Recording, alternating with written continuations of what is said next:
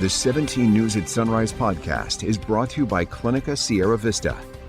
Welcome back to the 17 News at Sunrise podcast, where we share your news on your schedule. Working in the spirit of the Golden Empire, this is 17 News at Sunrise.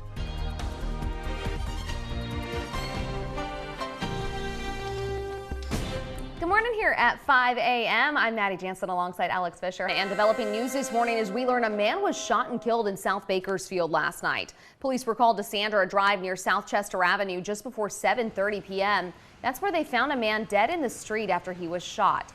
Officers say the shooter took off and was reportedly trying to get into nearby apartments. Police detained one person but did not say if it was the shooter.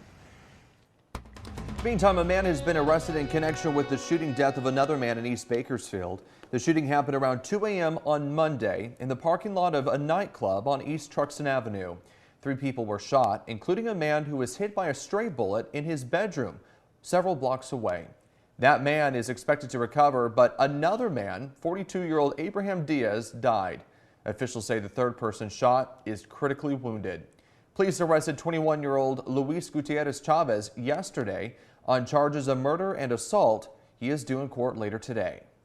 McFarland police are still on the lookout for a shooter, and officers say they need your help. A man was shot Sunday around 6:30 p.m. on Browning Road.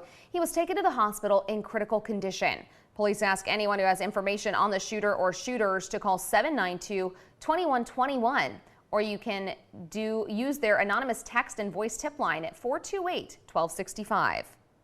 Police say a man who sexually assaulted 2 teenage girls near Golden Valley High School has been taken into custody.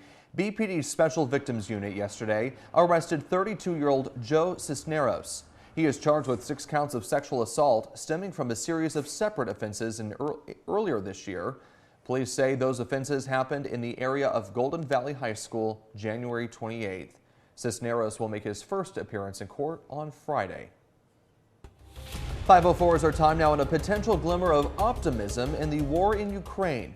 Russia says it will reduce its military operations near the capital of Kyiv. Ukraine's president called the negotiations positive, but adds they did not drown out the explosion of Russian shells. NBC's Bree Jackson is in Washington. More than 1 month into its assault on Ukraine, the Kremlin says it will drastically reduce military operations, a claim met with skepticism. We'll see. I don't read anything into it until I see what their actions are. The Pentagon says a small number of Russian troops have moved away from Kyiv, but call it a repositioning, not a real withdrawal. Russia has failed in its objective of capturing Kyiv. It's failed in its objective of subjugating Ukraine. Warning threats of violence remain. But they can still inflict massive brutality on the country, including on Kyiv. Word of a possible scale back comes after 4 hours of peace talks. Ukrainian officials drawing red lines. We never go for any compromise concerning our independence, concerning our sovereignty and territorial integrity. And offering neutrality in exchange for security guarantees.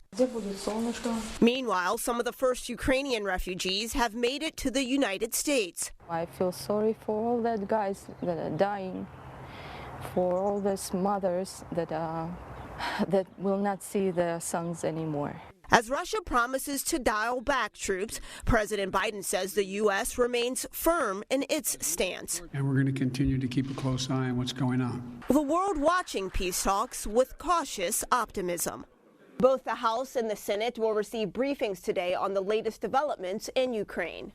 In Washington, I'm Bree Jackson for NBC News. Your time now is 5:06. All this month, Jersey Mike's customers can make a donation to help 4 local athletes compete at this year's Special Olympics in Florida.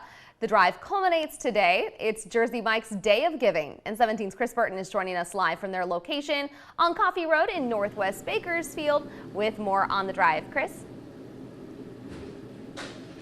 Well, Maddie, it has been a month of giving so far, but today is extra special because today all Jersey Mike's locations in Bakersfield are giving 100% of their sales, not just profits, their sales to the Special Olympics of Southern California. And joining me now is Veronica Smittle. She is an administrator with SOSC. And Veronica, I'm hoping you can just tell me how important days like today are for the things that you do. Absolutely. Well, our training for athletes in Kern County and around the world is completely free. And we're really excited to be sending 4 athletes from Kern County to the national stage in Orlando, Florida for USA Games. So all of their travel, transportation, lodging, uniforms, all of that is free thanks to the support of our communities. Right, paid for by events like today. And, maybe you can give folks a picture of just what it is some of these Special Olympics events are and what you do. Yeah, well, right now we just kicked off our bocce and basketball season, so we're kind of coming back from some phased virtual activities, so we're getting back into the in-person groove. But this year we have our golf and bowling unified pairs going to Orlando.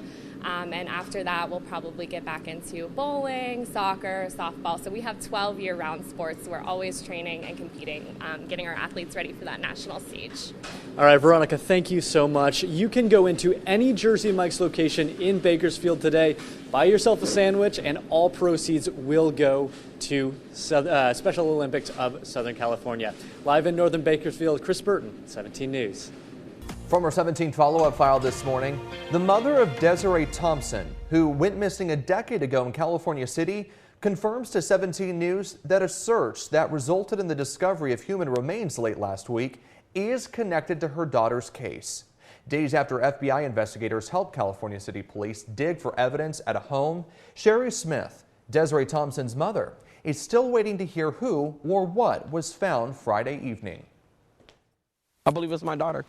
This is the first time in all these years that throughout them finding remains around, between Rosamond and Lancaster, and out there, this is the first time that I literally feel this is her. CCPD said they arrested someone in this case. 60-year-old Jose William Lara was booked on murder charges at the Kern County Central Jail. He appeared in court on Monday and pled not guilty. He is being held without bail. Sherry says she has no idea who this man could be. Chief Walker confirmed on Friday that current homeowners are not involved in the case and did cooperate during the search. Any remains that were found at the California City home have yet to be identified by the coroner. In your 17 Court Watch now, a judge yesterday granted a motion modifying a gag order issued in the case of accused child killers Trezell and Jacqueline West, allowing prosecutors to share information not only with defense counsel, but also with parties in a related child dependency case. The Wests are accused of killing adopted sons 4-year-old Oren and 3-year-old Orson months before they ever reported the boys missing. They have 4 other children, 2 biological and 2 adopted. A motion to move the murder trial of Matthew Queen outside of Kern County was denied yesterday. And opening statements are expected to begin on Monday in what's become known as the Bakersfield 3 case. The judge overseeing the case said he is confident Queen can receive a fair trial here in Kern County. 45-year-old Queen and his ex-girlfriend Bailey Despot are accused of torturing and killing Michael Holsenbake in 2018. Queen is charged with murder, torture, and dozens of other offenses. Despot has been missing since 2018. Despot, Holsenbake, and a third person, James Kolstad, were acquaintances, dubbed the Bakersfield 3, after being killed or going missing within months of each other in 2018. A man who investigators say set a mansion on fire over the weekend in Southwest Bakersfield has pleaded not guilty. The fire broke out Saturday night at a mansion on Buena Vista Road, just south of McCutcheon Road. Fire crews battled the blaze all night, working until Sunday morning to make sure it was completely out. According to Kern County Fire Department, the 3-story, 18,000 square foot mansion was unoccupied. The suspect, Marty Cias, was booked on 3 felony arson charges. He's being held on $100,000 bail and is due back in court April 28th. And a man being held on an open charge of murder pleaded not guilty in court yesterday. 32-year-old Jermail Keaton was arrested following a deadly shooting on Sunday on Lotus Lane near Bradshaw Street. 52-year-old Reginald Anthony Johnson was killed in that shooting. Keaton is being held on a no-bail felony warrant, but was not charged with murder as of news time. He is also due back in court April 28th. Coronavirus news now, and the FDA has given the approval for a second booster shot or 4th dose overall of either Pfizer or Moderna's vaccine. The booster would be for those 50 years and older and younger Americans with weak immune systems. But the agency left it up to doctors to make the final decision about who they give the shot to.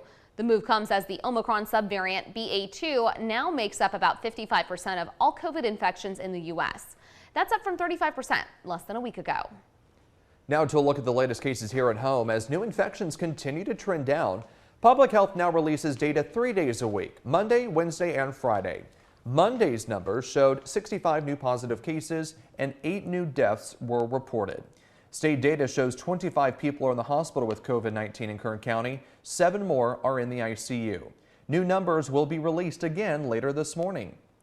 The CDC is evaluating whether to end Title 42, that is the public health order by the administration to turn away migrants at the border. The order was first put in place by former President Trump to prevent the spread of COVID-19. Title 42 is set to end today, but lawmakers are warning the administration to not end it without a plan in place. 5:37 now. Yesterday was National Vietnam War Veterans Day, and across the country, veterans of the war were honored for their service. Locally, the Portrait of a Warrior Gallery led a ceremony for our own heroes. Kern County lost 194 military personnel in the Vietnam War. Their names were read during the ceremony to honor those who never came home. The ceremony also recognized the personnel who did return. Those at the event got pins, certificates, and applause. Many Vietnam veterans didn't get the welcome home they deserved. As of recently, I'm just getting used to it, you know, having people acknowledge the effort that we made for the country, and just the idea of people thanking me for my service and calling me sir, because we didn't get that when we came home. So it's a good feeling. You can support your local veterans by going to the Portrait of a Warrior Gallery in downtown Bakersfield. For more information, visit our website, kget.com. Working in the spirit of the Golden Empire, this is 17 News at Sunrise.